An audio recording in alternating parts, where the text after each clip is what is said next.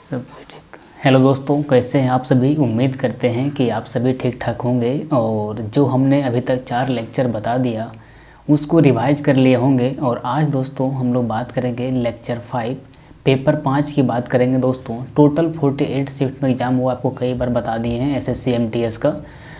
तो दोस्तों आज हम लोग पेपर 5 बात करेंगे। उससे पहले थोड़ा सा नए स्टूडेंट के लिए इंट्रोडक्शन कि ये लेक्चर किस तरह से हम डिज़ाइन किए हैं और आपको किस तरह बेनिफिट करेगा। दोस्तों सबसे पहले इसका PDF आपको हमारे टेलीग्राम चैनल पर मिलेगा, जहां से आप डाउनलोड करके इसका बाद में भी प्रैक्टिस कर सकते हैं।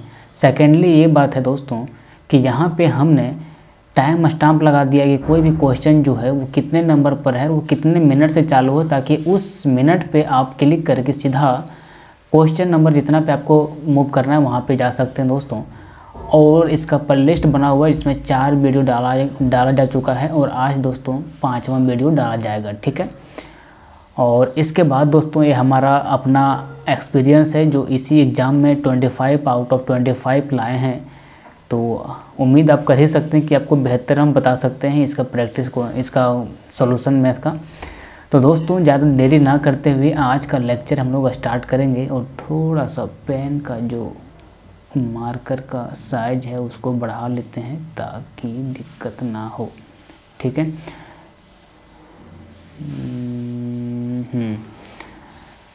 दोस्तों उम्मीद करते हैं कि आवाज़ सब कुछ ठीक ठाक जा रहा होगा। और बिना देर के हुए आज का लेक्चर को हम लोग दोस्तों स्टार्ट करते हैं और देखते हैं क्वेश्चन नंबर 1 क्या है।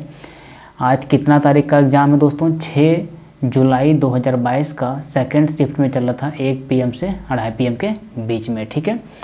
अब दोस्तों यहाँ पे देखिए क्या बोल रहा है क्वेश्चन नंबर 1 कि किसी वस्तु को 12.5% की छूट पर बेचने के बाद 15% के लाभ होता है। वस्तु का अंकित मूल्य उसके क्रय मूल्य से लगभग कितने प्रतिशत अधिक है। दोस्तों यहाँ पे 12.5% बोल रहा है कि छूट देने पर, तो कुछ भी चीज़ हम लोग 100 पर छूट देते हैं तो दोस्तों, तो 12.5% का 100 पर अगर छूट देगा तो ये हमारा कितना में बेचा जाएगा दोस्तों? 87.5 में। अब बोल रहा है दोस्तों कि इतना में छूट देने के बाद भी कितना का लाभ हो रहा है दोस्तों? 15% का लाभ हो रहा है, यानी 115 रुपया हो रहा है। तो यहाँ पे दोस्तों हम लोग आराम से लिख सकते हैं 115/87.5। बोल रहा है वस्तु का अंकित मूल्य उसके क्रय मूल्य से लगभग कितने प्रतिशत अधिक है। दोस्तों ये जो हमारा है दोस्तों वो है मार्क प्राइस, और ये जो हमारा है दोस्तों वो है कॉस्ट प्राइस। अब बोल रहा है कि कितने प्रतिशत अधिक है, तो कुछ नहीं करेंगे दोस्तों, तो 15 यहाँ पे 87.5 से ये 115 कितना अधिक है, तो 15 12 27, 27.5 दोस्तों अधिक है कितना से? 87.5 से। तो कुछ नहीं करेंगे, यहाँ से ये 25 से कट जाएगा आराम से। ये दशमलव को दोस्तों हटा देते हैं और इसको हम लोग काटते हैं यहाँ पे 25 से, तो 25 से कम 25 और 2 और 5, फिर 25 से कम 25 हो जाएगा। इसको काटेंगे तो 25 तिया हो जाएगा 75 और 10 और 2 12, 25 25 हो जाएगा, 25 25 हो जाएगा आपका 125। अब दोस्तों यहाँ पे हमारा बच गया कितना? 11। इधर शायद मेरा फिगर जा रहा होगा, तो नीचे में लिखते हैं फिर से रेड मार्कर लेके। यहाँ पे दोस्तों हमारा बच रहा है 11/35। अब इसको हम लोग परसेंटेज में बदलने के लिए दोस्तों 100 से गुना करते हैं ना, तो अब इसको क्या करना है, यहाँ पे हमारा हो जाएगा ये डाटा दोस्तों 1100 और नीचे में है हमारा 35। तो 35 तिया दोस्तों होता है कितना? 105। फिर बाकी हाथ में बच्चा 1 और 0 5 और 0, तो 35 एकम 35 हुआ। उसके बाद फिर आपका बचा 15, 150, यानी कि 35 चक्का हो गया आपका 140। तो 31.4 के समथिंग दोस्तों आ रहा है, जो कि ऑप्शन नंबर में हमारा चौथा में है। तो हमारा ऑप्शन नंबर 4 इसका सही उत्तर हो जाएगा। एक बार फिर से समझिएगा, किसी वस्तु को 12.5% की छूट, मतलब 100 पर छूट देगा तो 87.5 रुपया हो जाएगा, 87.5 यूनिट हो जाएगा।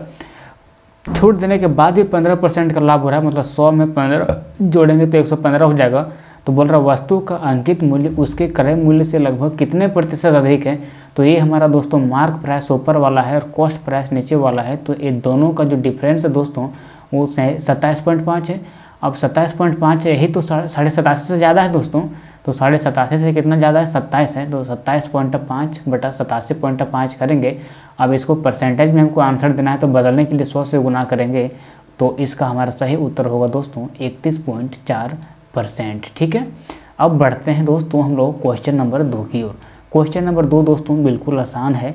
बोल रहा है यहाँ पे इस क्वेश्चन मार्क का वैल्यू ज्ञात कीजिए, तो इसको यहीं पे बना देते हैं। 18 से काटेंगे दोस्तों, तो 18 अठे 44 से होता है, और यहाँ से 73 से काटेंगे दोस्तों, तो 73 चक्का होता है 292।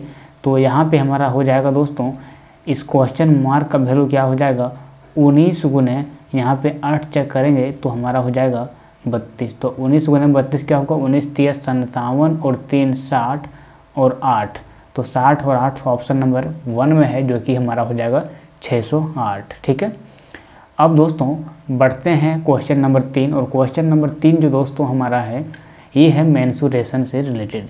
बोल रहा है कि लोहे की एक बेलनाकार छड़, तो यहाँ पे एक लोहे का बेलनाकार छड़ को दोस्तों बना लेते हैं। ठीक है, एक सेकंड। बोल रहा है लोहे की एक बेलनाकार छड़, तो ये हमारा है लोहे की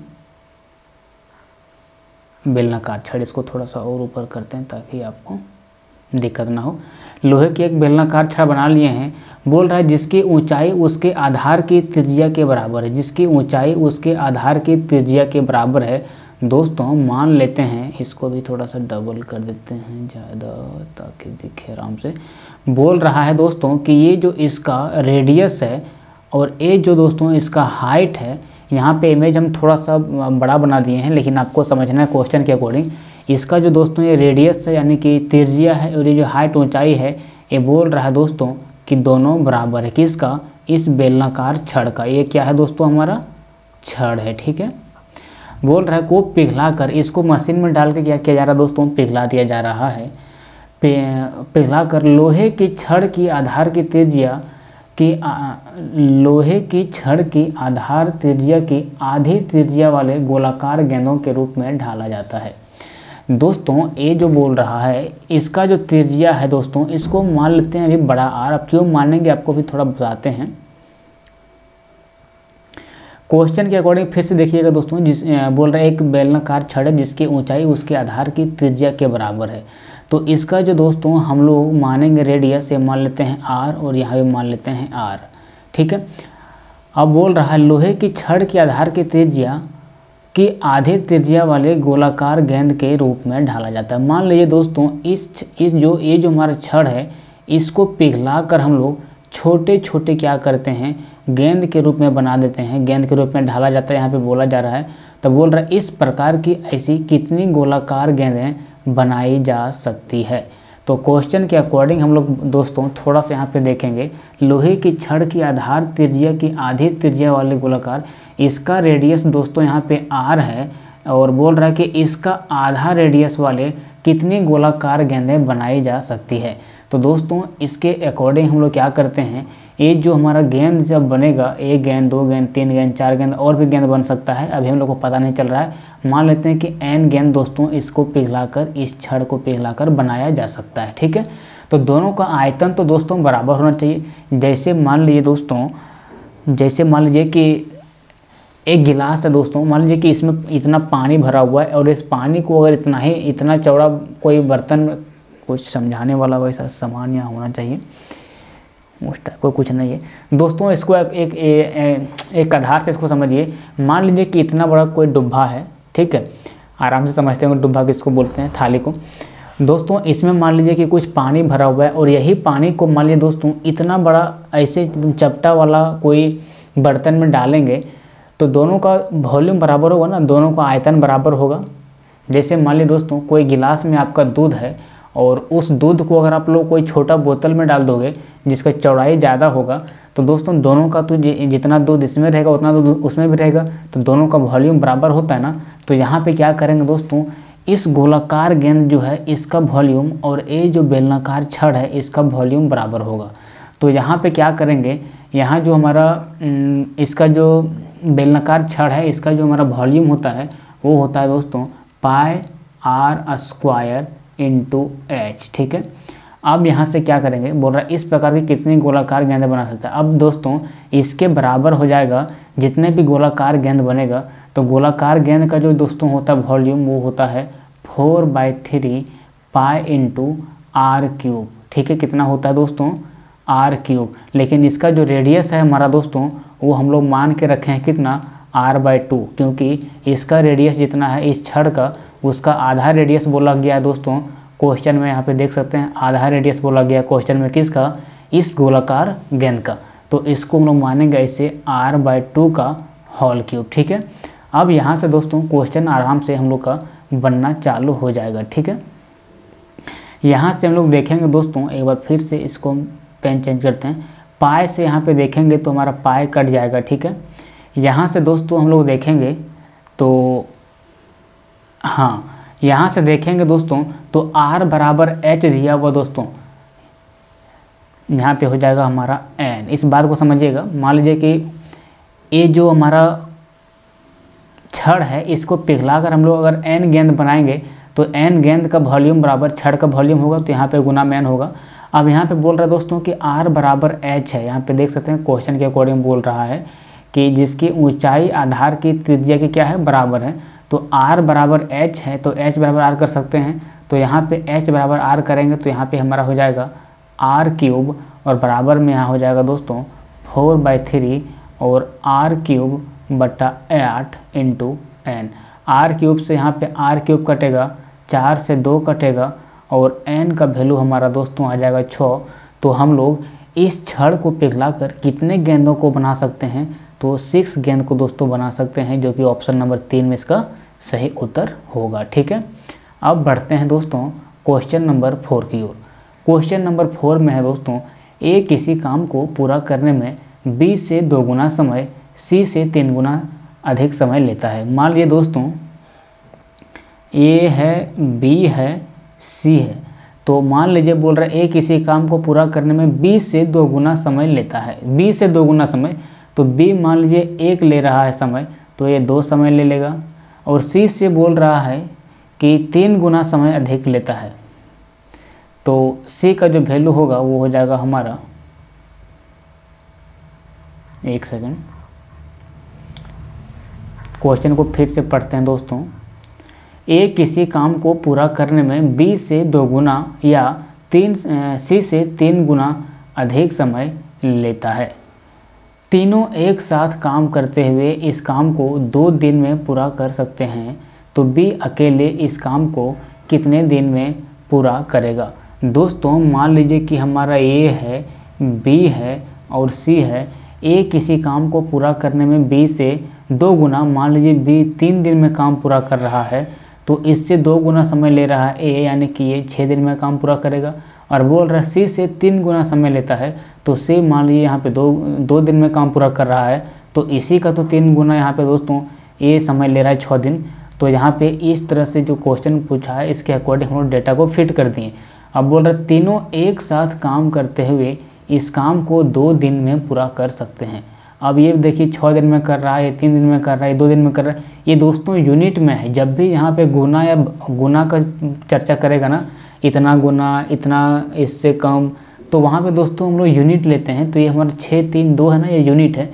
अब यहाँ से दोस्तों इतना दिन इसका काम करता है, तो इसका एलसीएम लेंगे तो 6 होगा। इसका यहाँ पे क्षमता 1 आएगा, इसका क्षमता यहाँ पे 2 आएगा, इसका क्षमता यहाँ पे 3 आएगा। तो तीनों अगर मिलकर काम करेगा तो हम लोग देख सकते हैं दोस्तों टोटल कार्य है 6 और क्षमता कितना, 3, 2, 5 और 1 6, तो 6/6 बराबर दोस्तों 1 है। जबकि यहाँ पे बोल रहा है कि तीनों एक साथ मिलकर काम करता है कितना दिन में, 2 दिन में। तो दोस्तों यहाँ पे 1 का वैल्यू हमारे पास 2 है, तो बोल रहा है बी अकेले इस काम को कितने दिन में पूरा करेगा।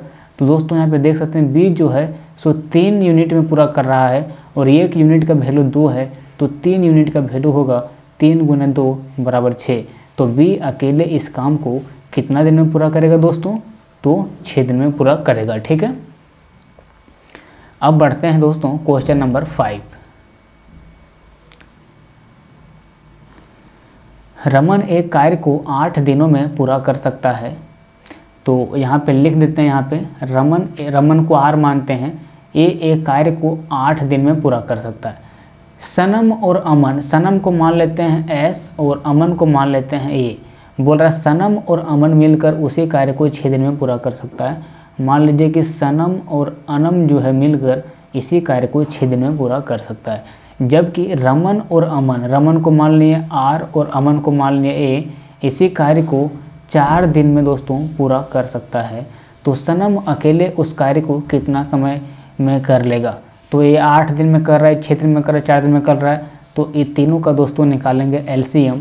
तो 8, 6 और 4 का LCM हो जाएगा हमारा 24। तो R का जो क्षमता होगा दोस्तों वो होगा 3, और S और A मतलब सनम और अमन का जो क्षमता होगा वो होगा 4, और रमन और अमन का जो क्षमता होगा वो होगा 6।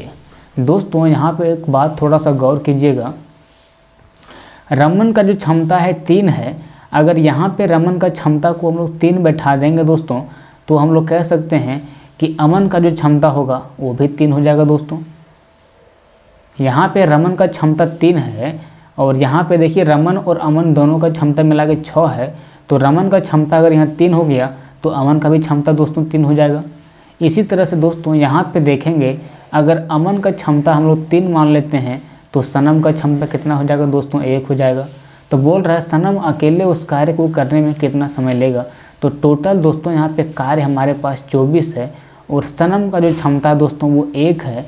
सनम का क्षमता कितना दोस्तों? 1 है। तो 24/1 करेंगे तो सनम कितने दिन में कार्य पूरा कर देगा दोस्तों? तो 24 दिन में कार्य को पूरा कर देगा। ठीक है, अब बढ़ते हैं दोस्तों क्वेश्चन नंबर 6 की ओर। बोल रहा है कि एक निश्चित धनराशि का साधारण ब्याज, एक निश्चित धनराशि साधारण ब्याज पर 5 वर्ष में 12,000 और 8 वर्ष में 18,000 हो जाती है। इस प्रस्ताव पर वार्षिक साधारण ब्याज की दर ज्ञात कीजिए। मान लीजिए दोस्तों एक राशि जो है वो P है, और ये R% की दर से 5 वर्ष में कितना हो जा रहा है दोस्तों? 12,000 रुपया हो जा रहा है। ये हमारा ब्याज है, और ब्याज में फिर से प्रिंसिपल जोड़ देंगे तो हमारा इसका निकल जाएगा, टोटल जितना भी रहेगा सम वो टोटल निकल जाएगा, मतलब वो राशि निकल जाएगा जितना आपको। इसको फिर से समझा देते हैं दोस्तों, ये हमारा ब्याज है, और ब्याज में अगर हम लोग अपना मूल राशि जो हम लोग उधार दे रहते हैं दोनों को जोड़ देते हैं तो हमारा ब्याज सहित हमारा क्या निकल जाता है दोस्तों? राशि निकल जाता है। तो बोल रहे एक निश्चित धनराशि साधारण ब्याज पर 5 वर्षों में 12,000, और अगला बोल रहा है 8 वर्षों में 18,000 हो जाता है। फिर से लिखते हैं P × R% × 8 प्लस P बराबर हो जाता है दोस्तों हमारा 18,000। अब क्या करेंगे दोस्तों, ये दोनों को हम लोग डिवाइड कर देंगे। ये जो हमारा दोनों है ना, इसको हम लोग डिवाइड कर देंगे।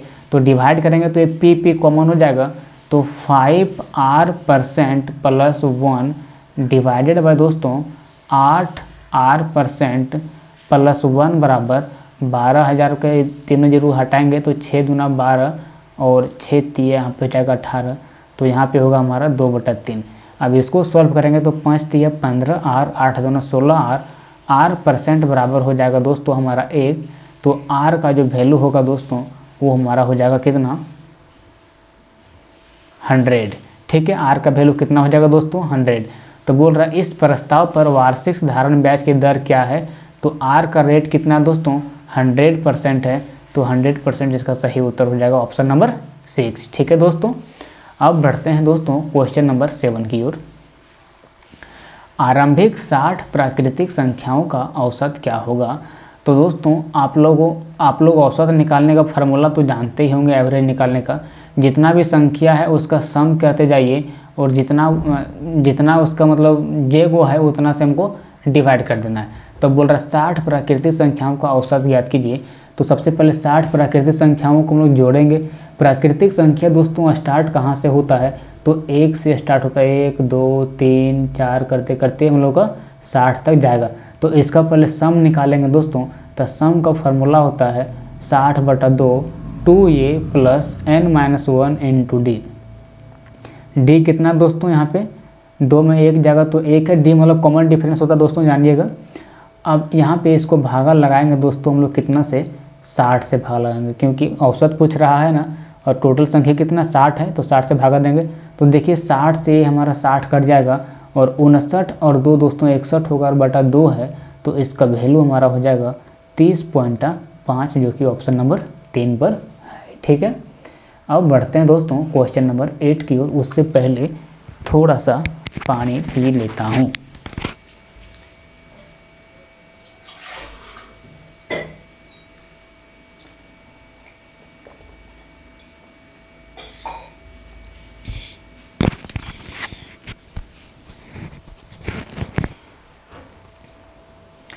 क्वेश्चन नंबर 8 है दोस्तों।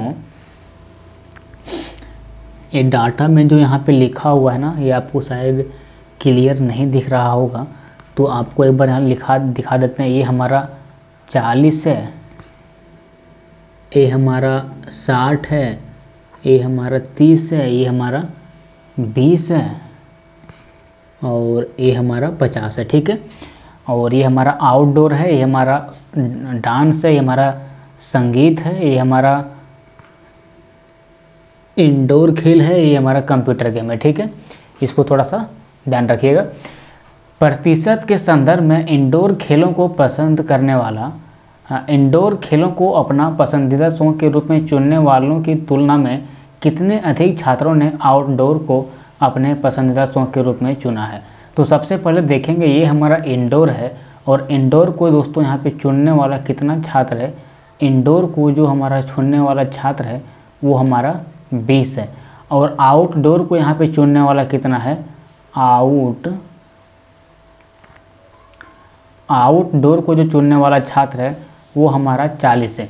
तो बोल रहा है यहाँ क्वेश्चन में कि इंडोर खेल को अपना पसंदीदा खेल शौक के रूप में चुनने वालों की तुलना में कितने अधिक छात्रों ने आउटडोर खेल को पसंद के रूप में चुना है। तो इंडोर को 20 लोग चुना है और आउटडोर को 40 लोग चुना है, तो कितने अधिक लोग दोस्तों आउटडोर को चुना है, तो 20 लोगों ने आउटडोर को अधिक के रूप में चुना है। किसके तुलना में, तो इंडोर के तुलना में। इंडोर कितना है, 20 है, तो 20/20 करेंगे तो एक आएगा, एक बराबर होता है हमारा 100%, जो कि ऑप्शन नंबर 1 इसका सही उत्तर होगा। ठीक है, फिर से आगे वाला सवाल आ गया दोस्तों कैलकुलेशन का। यहाँ से कुछ नहीं करेंगे, 1/8 भागा 512 है, तो 8 से 512 को भागा लगाएंगे दोस्तों, तो यहाँ पे हमारा हो जाएगा 64। माइनस को माइनस में लिखेंगे, अगर -5 भागा 0.5 लगेगा तो यहाँ पे हमारा हो जाएगा -10, और गुना के रूप में हमारा 6 है तो 6 लिख देंगे। तो 64 प्लस अगर हम लोग 60 करेंगे तो यहाँ पे हमारा आंसर आएगा 124, जो कि ऑप्शन नंबर 4 इसका सही उत्तर है। ठीक है, अब दोस्तों इसको फिर से हम क्लैरिफाई कर देते हैं कि ए हमारा जो है, ये हमारा फर्स्ट क्लास है और इसका मान है हमारा 90 डिग्री, इसका मान है हमारा 72 डिग्री, इसका मान है हमारा 60 डिग्री, इसका मान है हमारा 40 डिग्री, और इसका मान है 50 डिग्री, और इसका मान है 48 डिग्री। ठीक है, अब ये हमारा फर्स्ट है, ये हमारा सेकंड है, ये हमारा थर्ड है, ये 4 है, ये 5 है और ये 6 है। इस बात को ध्यान रखिएगा, थोड़ा सा इस तरह का क्वेश्चन में क्लियर डेटा दिखता नहीं है तो फोकस ज़्यादा करना पड़ता है। ठीक है, बोल रहा है यदि तीसरी कक्षा में पढ़ने वाले 40% छात्र हॉकी खेलना पसंद करते हैं। ये है पहली कक्षा में पढ़ने वाला, ये है दूसरी कक्षा में पढ़ने वाला, और ये जो है वो थर्ड क्लास में पढ़ने वाला है। तो टोटल जो है कक्षाओं में लड़कों की कुल संख्या कितना है दोस्तों, 1800 है। इसको याद रखिएगा, ये हमारा 1800 है टोटल जो पढ़ने वाला है। और ये सभी दोस्तों अगर बात करेंगे तो डिग्री में है, तो जहाँ भी हम लोग डिग्री का बात करते हैं दोस्तों उसको हम 360 से कंपेयर करते हैं। इस बात को आप ध्यान रखिएगा। बोल रहे हैं यदि तीसरी कक्षा में पढ़ने वाले 40% छात्र हॉकी खेलना पसंद करते हैं, तो तीसरी कक्षा में पढ़ने वाले ऐसे छात्रों की संख्या कितनी है जो हॉकी खेलना पसंद नहीं करते हैं।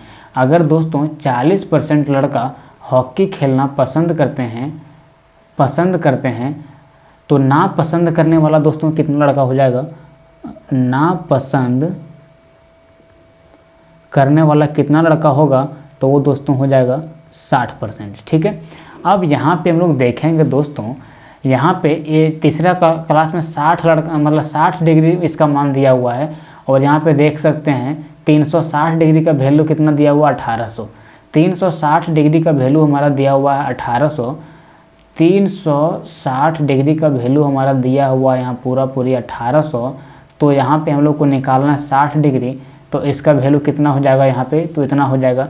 अब इसमें से बोल रहा है कि 40% लड़का जो है सो हॉकी खेलना पसंद कर रहा है, तो कितना लड़का हॉकी खेलना पसंद नहीं कर रहा है, तो 60% लड़का दोस्तों हॉकी खेलना पसंद नहीं कर रहा है। यहाँ से 60 से काटेंगे तो यहाँ पे हो जाएगा 6 छक्क 36, यहाँ से काटेंगे तो यहाँ पे हमारा हो जाएगा 300, और 300 का हम लोग निकालेंगे नीचे में 60%, इसको थोड़ा सा ऊपर कर देते हैं। यहाँ पे हम लोग निकालेंगे 300 लड़का का 60%, तो परसेंट हटाते हैं तो जो 2 जीरो ख़त्म हो जाता है, तो 6 तिया होता है यहाँ पे दोस्तों 18, जो कि हमारा हो जाएगा 180 लड़का क्लास 3rd में ऐसे लड़के हैं जो हॉकी खेलना पसंद नहीं करते हैं। ठीक है दोस्तों, अब बढ़ते हैं हम लोग क्वेश्चन नंबर 11 की ओर। ये DI का सवाल है, बोल रहा है विद्यालय P और R, देखिए ये हमारा विद्यालय P है, ये हमारा विद्यालय R है, से अंगूर पसंद करने वाले, ये जो हमारा अंगूर है इसको पसंद करने वाले विद्यालय P और R से अंगूर पसंद करने वाले छात्रों की कुल संख्या विद्यालय R से आम पसंद करने वाले, विद्यालय R से जो है ये आम पसंद करने वाले छात्रों की कुल संख्या का कितने प्रतिशत है। तो पहले P और P और R से अंगूर पसंद करने वाले कितने दोस्तों, तो 150 और 110 है, तो 15, 10, 25 और 1, 26, 260 लड़का है दोस्तों। और विद्यालय R से आम पसंद करने वाला दोस्तों कितना है, बोल रहा है दोनों का परसेंटेज वैल्यू निकालिए, तो यहाँ 100 से गुना करेंगे, तो 0 से हमारे यहाँ पे 0 कट जाएगा, और यहाँ पे हो जाएगा 2600, 2600 बटा 19 करेंगे दोस्तों। विद्यालय P और R से पसंद छात्रों की कुल संख्या का कितने प्रतिशत है, तो 260 बटा 190, यहाँ पे 19 कर देंगे। ठीक है, अब इसको भागा लगाएंगे दोस्तों, तो 19 से कम 19 हो जाएगा, और 7 और 0 यहाँ पे बच रहा है, तो 19 तिया 57 हो जाएगा। फिर यहाँ पे 13 0 बचेगा, तो 13 मतलब 130 बचेगा दोस्तों, तो 19 छक्का 114 होता है। फिर यहाँ पे हमारा 16 बचेगा, तो 19 नवा 161वां होता है लगभग, तो हमारा इसका सही उत्तर होगा दोस्तों 136.9%। ठीक है, और इस मतलब वही 9% को हम लोग लिख सकते हैं 136.84, ये जो 84 है दोस्तों ये लगभग 8 के बराबर है, तो ये दोनों वैल्यू सही है। 136 हमारा पहला मैच कर रहा है ना, तो सीधा इसका सही उत्तर मार देंगे ऑप्शन नंबर 3 में। ठीक है, अब दोस्तों हम लोग बात करते हैं क्वेश्चन नंबर 12 की। बोल रहा है एक राशि 10% प्रति वर्ष के साधारण ब्याज पर कितने समय में अपने से दोगुनी हो जाएगी। मान लीजिए कोई राशि 1 है और t समय में 10% की दर से बोल रहा है अपने से दोगुना हो जाएगा। पहले राशि 1 है और बोल रहा है 2 हो जाएगा, तो कितना ब्याज दोस्तों लोग का हो रहा है, तो 1 रुपये ब्याज हो रहा है। तो ब्याज हम लोग इसका निकाल रहे हैं, तो ब्याज का फार्मूला आप लोग जानते हैं दोस्तों कि P into R into T/100 होता है। तो प्रिंसिपल यहाँ 1 माने हैं, जो कि हम लोग मूल राशि को मानते हैं। रेट यहाँ 10% है, समय 3 है, समय T है, तो इसका बोल रहा है कि ब्याज जो है सो 1 कितना दिन में हो जाएगा। तो यहाँ पे हमारा T बराबर होगा दोस्तों 10% का वैल्यू हमारा होता है 1/10, यहाँ पे बराबर 1 है, तो T बराबर जो हमारा 10 हो जाएगा, जो कि यहाँ पे सही उत्तर हमारा 10 वर्ष होने वाला है। ठीक है दोस्तों, अब बढ़ते हैं क्वेश्चन नंबर आगे। वाइन की एक बोतल का क्रय मूल्य यानी कि कॉस्ट प्राइस 660 रुपया है। कितना है दोस्तों, 660 रुपया। यदि वाहन की बोतल को 20% की हानि पर बेचा जाता है तो इसकी बिक्री से होने वाली हानि की अभिहित धनराशि ज्ञात कीजिए। तो 660 पर हमारा 20% का हानि हो रहा है, तो 2 जीरो परसेंटेज हटाते हैं तो 2 जीरो खत्म हो जाता है, तो 66 दूना कितना हो जाएगा दोस्तों, 6 दूना 12, 13, 2 यानी कि 132 रुपया का क्या हो जाएगा, हानि हो जाएगा, ऑप्शन नंबर 4। ठीक है, अब बोल रहा है यदि एक नाव 5 घंटा में धारा के अनुकूल 250 किलोमीटर और उतने ही समय में धारा के प्रतिकूल 150 किलोमीटर की दूरी तय कर सकती है तो नदी में तैरती एक लकड़ी, मान लीजिए दोस्तों ये हमारा धारा है जो कि इधर से जा रहा है, यही नाव जो है सो इधर से जा रहा है धारा के अनुकूल, और ये जो नाव है ये इधर से आ रहा है धारा के प्रतिकूल, धारा का दिशा इधर है और ये जो नाव है चल रहा है इधर। तो हम लोग जानते हैं दोस्तों अगर धारा के दिशा में नाव चलेगा तो इसका होता है फार्मूला x + y, और धारा के अगर विपरीत में चलेगा नाव तो इसका जो चाल है दोस्तों वो घट जाता है।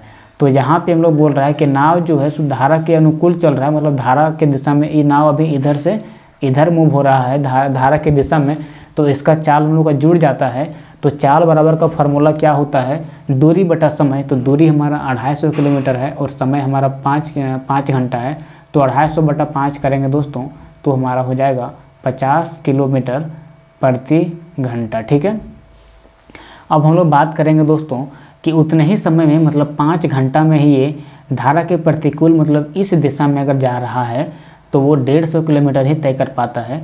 तो इसका जो हम लोग का चाल निकलेगा दोस्तों वो 5 बटा अगर 150 करेंगे तो हमारा निकलेगा 30 किलोमीटर प्रति आवर। ठीक है, तो यहाँ पे हमारा निकल जाएगा 30 किलोमीटर प्रति आवर। अब यहाँ से हम लोग को निकालना है दोस्तों x का वैल्यू और y का वैल्यू।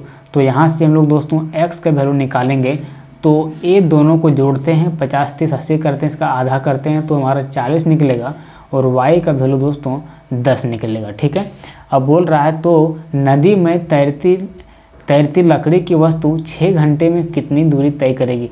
दोस्तों नाव में अपना मोटर लगा हुआ रहता है या फिर नाविका चलाता है, तो वो जो है सो अपना बल लगाता है, तो उसका नाव का भी एक अलग चाल बना देता है। नाव अगर मान लीजिए कि नदी में तैर रहा है धीरे धीरे, लेकिन कोई आदमी उसको धक्का मार के नाव को तेज करेगा या फिर पानी उसका जो है सो उसको टारेगा, तो नाव का स्पीड और बढ़ जाएगा ना, तो उसमें आदमी भी उसमें बल लगा रहा है। लेकिन ये जो हमारा लकड़ी का जो वस्तु दोस्तों, इस पर कोई बल नहीं लगा रहा, इसको वैसे नदी में फेंक दिया है।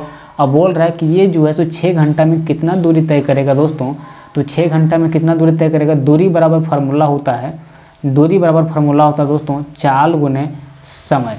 ठीक है, तो नदी में तैरती लकड़ी की वस्तु 6 घंटे में कितनी दूरी तय करेगी, तो 6 घंटे में दोस्तों इसका स्पीड कितना हो जाएगा, तो सिर्फ यहाँ पे धारा का स्पीड होगा, नाव का स्पीड नहीं होगा, क्योंकि नाव तो है ही नहीं है। नाव का स्पीड यहाँ पे हम लोग 40 किलोमीटर माने हैं, और धारा का दिशा हम लोग धारा का जो चाल माने 10 किलोमीटर प्रति घंटा माने हैं। तो यहाँ पे 10 से गुना करेंगे तो 10 6 60 60 किलोमीटर तय करेगा कौन दोस्तों, ये जो लकड़ी की वस्तु इस पर तैर रही है। ठीक है दोस्तों, अब बढ़ते हैं क्वेश्चन नंबर 15 की ओर। स्मिथ को मान लेते हैं S और होमर को मान लेते हैं H। इसको थोड़ा ऊपर करते हैं, चलो ये ठीक है। स्मिथ और होमर की वर्तमान आयु का अनुपात 3:5 है।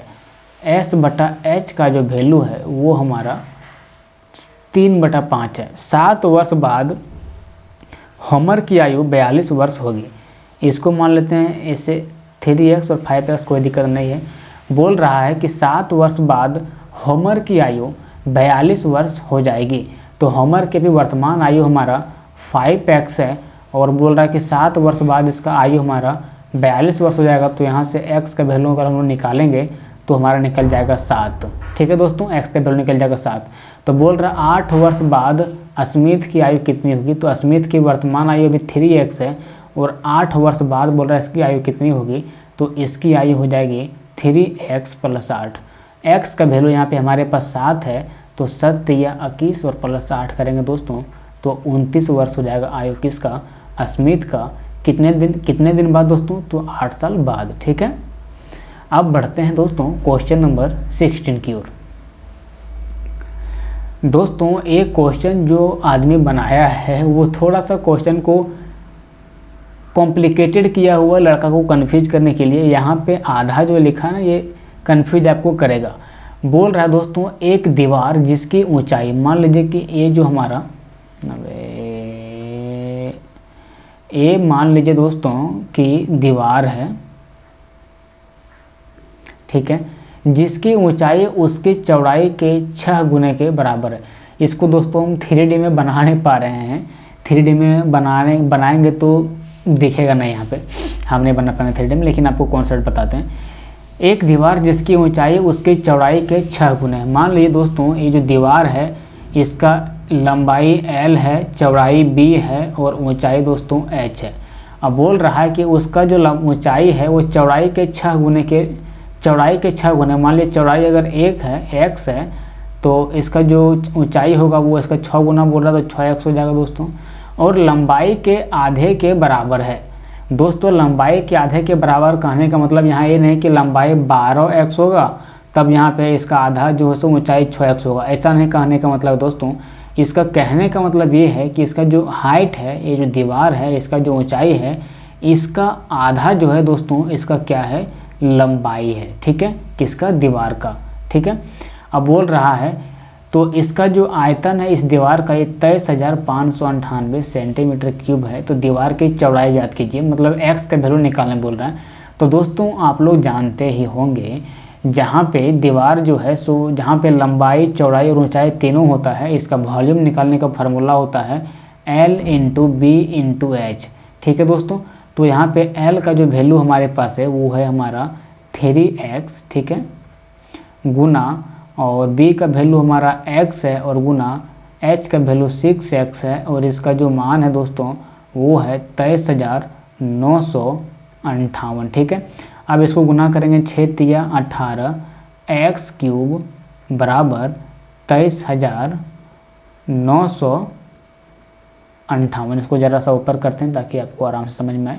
अब यहाँ से दोस्तों ये हमारा 958 है। x³ का जो वैल्यू है दोस्तों वो हमारा है 23,958 डिवाइडेड बाय 18। अब इसको काटेंगे दोस्तों, तो 18 से इसको काटेंगे तो 18 एकम 18। अब यहाँ से काटेंगे तो 18 एकम 18 बाकी है, 5 9 बचेगा, 18 3 54 हो जाएगा, फिर बचेगा 5 9 5 5 तो 18 3 54 हो जाएगा, और 18 एकम 18 हो जाएगा। तो x³ का दोस्तों वैल्यू हमारे पास आ जाएगा 1331। तो यहाँ पे हम लोग को x के वैल्यू निकालेंगे तो इसका करेंगे हम लोग क्यूब रूट। तो 1331 का जो रूट क्यूब होता है दोस्तों वो होता है हमारा 11। तो बोल रहा है x का वैल्यू 11 आ गया, तो बोल रहा है कि इस दीवार का ऊंचाई चौड़ाई ज्ञात कीजिए। तो चौड़ाई देखिए दोस्तों यहाँ पे x है और x का वैल्यू 11 है, तो चौड़ाई हमारा नहीं कर सकते हैं कि 11 सेंटीमीटर हो जाएगा। तो दोस्तों उम्मीद करते हैं कि आप इसको समझ पा रहे होंगे। अब बढ़ते हैं दोस्तों क्वेश्चन नंबर 17। 42 किलोमीटर प्रति घंटे की चाल से गतिमान एक ऑटो रिक्शा 14 मिनट में कितनी दूरी तय करेगा। तो दूरी बराबर फार्मूला होता है दोस्तों चाल गुने समय, S से स्पीड, T से टाइम। तो स्पीड इसका दोस्तों 42 किलोमीटर प्रति घंटा है और बोल रहा है 14 मिनट में। तो मिनट को दोस्तों घंटा में बदलने के लिए 60 से भागा लगाते हैं, तो 7 6 7 42 हो जाएगा और 6 10 60 हो जाएगा दोस्तों। तो 14 7 हो जाएगा यहाँ पे 98 बट्टा नीचे में 10, तो 9 पॉइंट दोस्तों 8 जो हमारा है वो किलोमीटर तय करेगा 14 मिनट में चाल से कौन, ऑटो रिक्शा। ठीक है, अब बढ़ते हैं दोस्तों क्वेश्चन नंबर 18। ठीक है, क्वेश्चन नंबर 18 क्या बोल रहा है, 1 से 50 के बीच सभी अभाज्य संख्याओं का औसत ज्ञात कीजिए। तो दोस्तों सबसे पहले 1 से 50 के बीच में सभी अभाज्य संख्या को हम लोग लिखते हैं। तो सबसे पहला अभाज्य संख्या 2 होता है, +3 +5 +7 +11 +13 +17 +19 +23 +29 +31। 31 के बाद यहाँ पे हर जगह प्लस कीजिए, plus plus plus plus plus 31 के बाद यहाँ पे हो जाएगा हमारा 37। 37 के बाद क्या होगा दोस्तों 41। 41 के बाद हो जाएगा हमारा यहाँ पे 43, और 43 के बाद होगा दोस्तों हमारा 47। को ज़रा सा ऊपर करते हैं। 1 से 50 के बीच में दोस्तों हमारा इतना अभाज्य संख्या है। कितना अभाज्य संख्या है, 1 2 3 4 5 6 7 8 9 10 11 12 13 14 15। तो इसको 15 से भागा लगा देंगे तो हमारा औसत निकल जाएगा। अब इसको दोस्तों जोड़ते हैं। ठीक है, 7 3 10 4 1 11 7 18 19 19 और 9 28 3 31 और 9 40 और 7 47 47 और 3 50 50 और 1 51 51 और 7 58 58 5 63 63 और 3 66 और 2 68। बाकी हाथ में कितना बचेगा हमारा 6 बचा रहेगा। तो 6 और 4 10 10 और 4 14 14 4 18 3 21 3 24 2 26 2 28 29 29 30 30 31 31 32 32। तो यहाँ पे हमारा हो जाएगा दोस्तों 32। हुए, बाकी यहाँ जो था 6 था इसको ख़त्म कर दें। टोटल संख्या हमारा 15 है। अब इसको भागा लगाते हैं तो 15 दूना 30 बचेगा 2 8 15 एकम 15 बचेगा यहाँ पे हमारा कितना 13 15 8 20 से बचेगा 10 15 6 90। तो 21.8 जहाँ पे होगा ये हमारा है दोस्तों। 8 6 बराबर को हम लोग लगभग में 9 के बराबर मान लेते हैं। तो सही उत्तर होगा दोस्तों हमारा ऑप्शन नंबर 2, ठीक है, 21.9। अब बढ़ते हैं दोस्तों क्वेश्चन नंबर 19 की ओर। बोल रहा है पी क्यू आर और का महत्तम समापवर्तक ज्ञात कीजिए। यहाँ पे हमारा पी का वैल्यू दिया हुआ है दोस्तों 2 के पावर 8 गुने 3 के पावर 5।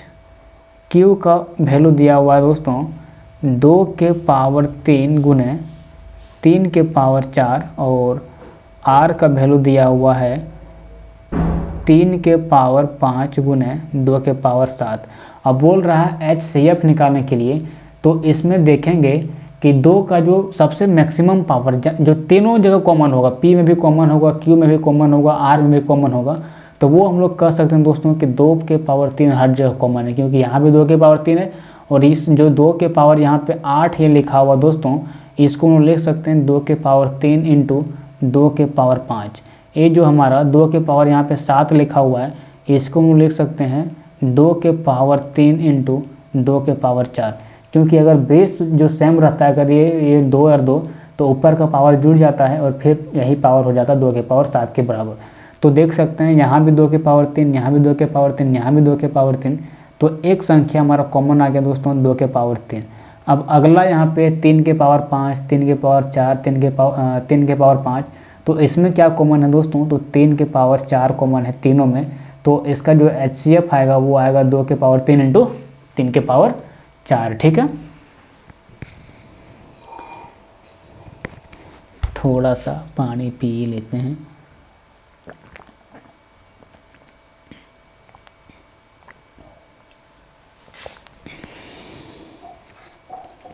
अब दोस्तों बढ़ते हैं हम लोग क्वेश्चन नंबर 20 की ओर। ये क्वेश्चन पूरा आसान है, खाली दिखने में हार्ड लग रहा है। राजन ने श्याम को 20% के लाभ पर एक वस्तु बेची। मान लीजिए दोस्तों उस वस्तु का मूल्य X है और राजन ने किसको, श्याम को 20% के लाभ, 20% का मान होता है 1/5, 5 पर 1 का लाभ मतलब कि 6/5, ठीक है। तो श्याम को कितना में बेचा दोस्तों, 6/5 में बेचा। अब बोल रहा है श्याम ने इसे 10% की हानि पर मोहन को बेच दिया। 10% का वैल्यू होता है 1/10 और एक का हानि अगर 10 पर होगा तो कितना में बेचेगा, 9/10 में बेचेगा, 9/10 में बेच दिया। जबकि मोहन ने इसे रतन को 12.5% के लाभ पर बेचा। 12.5% का वैल्यू होता है 1/8, एक का लाभ पर बेचेगा तो 9/8 में बेचेगा। तो इसको बेच दिया कितना में दोस्तों, 9/8 में।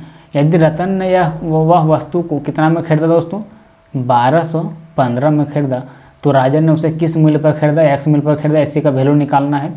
तो देखेंगे कटता है कि नहीं, 5 1 6 2 8 और 1 9। तो 9 से कट जा रहा है यहाँ पे, 9 एकम 9, 3 1 9 3 27, 9 5 45, ठीक है। फिर ये 9 से कटेगा, 9 एकम 9, 9 5 45, ठीक है। ये कटेगा 2 3 6, 2 5 10, 3 से कटेगा हमारा 5 बार में X का वैल्यू निकलेगा 25, 25 चक 100, 200 गुना 5 बराबर 1000। तो दोस्तों राजन ने उस वस्तु को किस मूल्य पर खरीदा दोस्तों, 1000 के मूल्य पर खरीदा, ठीक है। अब बढ़ते हैं दोस्तों क्वेश्चन नंबर 21 की ओर। बिल्कुल आसान सवाल है दोस्तों, B का वैल्यू निकालने के लिए बोला जा रहा है। तो 296 के 20% का 30% बराबर 1480 के 5% के 50% का 40% का वैल्यू निकालने बोल रहा है। यहाँ पे देखिए 2% है, एक ये है एक ये है, यहाँ भी 2%, 3 गो है, तो यहाँ से 2% को हम लोग हटा देंगे, ठीक है। हम लोग जानते हैं दोस्तों कि परसेंटेज को हटाते हैं तो 2 जीरो को एलिमिनेट करते हैं, तो 1 जीरो इसको काट देगा, 1 जीरो इसको काट देगा। अब दोस्तों यहाँ से थोड़ा सा सॉल्व करने का प्रयास करते हैं, ठीक है। 1 जीरो यहाँ पे है, 1 जीरो यहाँ पे है, ख़त्म हो जाएगा। क्या बचेगा यहाँ पे, 296 गुने 3 गुने B बराबर 148 गुने 5 गुने 5 गुने 4, ठीक है। तो 9 6 15 और 2 17, बी का वैल्यू निकालने बोल रहा है। 8 4 12 1 13। तो 4 से इसको काटते हैं दोस्तों, तो हो जाएगा यहाँ पे 4 7 28, 4 6 16। इसको काटते हैं 2 से, तो यहाँ बचेगा 37 और यहाँ बचेगा 7 4। ठीक है, बी का वैल्यू बोल रहा है 7 4 11। 296 के 20%, यहाँ पे 2% है, से 2% काट दिए।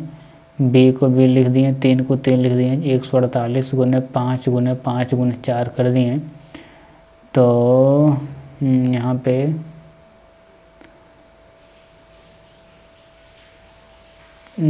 4 से काटेंगे तो 4 7 28, 1 4 4 4 16, यहाँ पे जाकर 74। इसको 74 का दोस्तों यहाँ पे हम लोग 74 लिख ही दिए, 3 गुने बी कर दिए। और इसको हम लोग काट देंगे। बी का मान निकालने के लिए बोल रहा है ना। अब दोस्तों यहाँ पे देखेंगे तो ये 37 दूना 74 कट जा रहा है दोस्तों। ठीक है, तो यहाँ पे बचा हमारा 3b बराबर 5 दूना 10 बचे 50। ठीक है, तो b बराबर जो हो रहा है हमारा दोस्तों, वो आंसर आ जा रहा है 50/3, जो कि ऑप्शन नंबर 1 में दिया हुआ है। ठीक है, अब बढ़ते हैं दोस्तों क्वेश्चन नंबर 22। ये भी आसान है दोस्तों।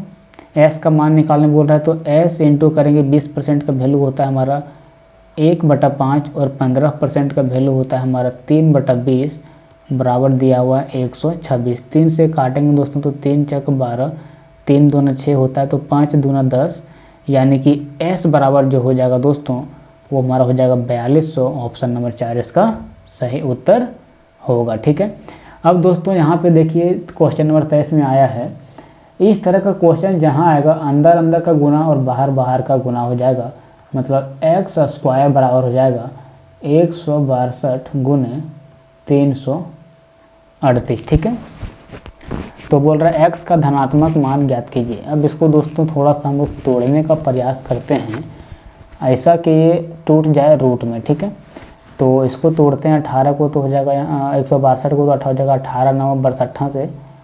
अभी 8 3 11 3 14 18।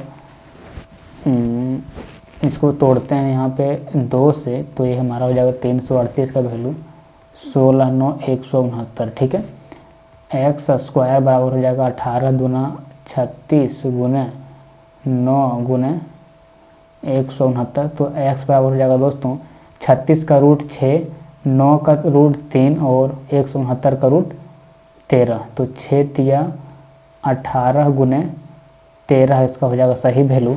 तो 18 गुने 13 करेंगे तो 18 तिया 54, 18 का 18 5 23 4 इसका दोस्तों सही उत्तर आएगा। ऑप्शन नंबर 2 सही उत्तर होगा क्वेश्चन नंबर 23 का। ठीक है, बोल रहा 8 खिलाड़ियों द्वारा एक पारी में बनाए गए रनों का औसत कितना है दोस्तों? 55 है। तो 8 खिलाड़ी सब मिलकर कितना रन बनाया है दोस्तों? 55 रन बनाया है। बोल रहा है यदि इन खिलाड़ियों में से 7 के द्वारा उसी पारी में बनाए गए रन कितना है? 25 है। एक खिलाड़ी ने 35 बनाया है, दूसरा खिलाड़ी ने 45 बनाया है, तीसरा खिलाड़ी ने यहाँ पे 60 बनाया है और इसके बाद अगला खिलाड़ी 65 बनाया है। उसके बाद अगला खिलाड़ी 60 बनाया, इसको थोड़ा सा ऊपर करते हैं, और फिर अगला खिलाड़ी 80 बनाया है। तो 1 2 3 4 5 6 7 खिलाड़ी हो गया। मान लीजिए कि 8वां खिलाड़ी x रन बनाया है। ठीक है, तो 55 गुने 8 करेंगे तो 8 55 40 और 4 44 हो जाता है। यहाँ पे 44 जीरो हो जाएगा और इसको जोड़ते हैं तो 5 5 और 5 10 10 5 15 15 5 20, बाकी यहाँ 2 8 2 10 6 16 16 6 22 22 6 28 4 32 3 35 और 2 37 प्लस x हो जाएगा दोस्तों। अब x का वैल्यू आ जाएगा हमारे पास 70। तो जो 8वां खिलाड़ी है दोस्तों, बोल रहा कि 8वां खिलाड़ी द्वारा कितने रन बनाए गए हैं? तो 70 रन बनाए गए हैं, जो ऑप्शन नंबर 1 इसका सही उत्तर होगा। और आज का दोस्तों लास्ट सवाल है, यदि एक अर्धगोले कटोरे के, मान लीजिए कि ये जो हमारा है अर्धगोला कटोरा है, ठीक है, ठीक है, कि शीर्ष की परिधि, परिधि बराबर होता है दोस्तों फार्मूला 2 पाई r। शीर्ष की परिधि कितना है दोस्तों? 44 mm। तो उस कटोरे के शीर्ष की त्रिज्या ज्ञात करने बोल रहा है। मतलब आर का वैल्यू, इसका जो आर है ना ये रेडियस, इसका वैल्यू निकालने के लिए बोल रहा है। तो यहाँ पे करेंगे दोस्तों 2 × 22/7 इंटू आर बराबर 44। 22 दूना 44 है, 44 कटेगा और आर बराबर आ जाएगा दोस्तों 7 mm, जो कि ऑप्शन नंबर 1 सही उत्तर है।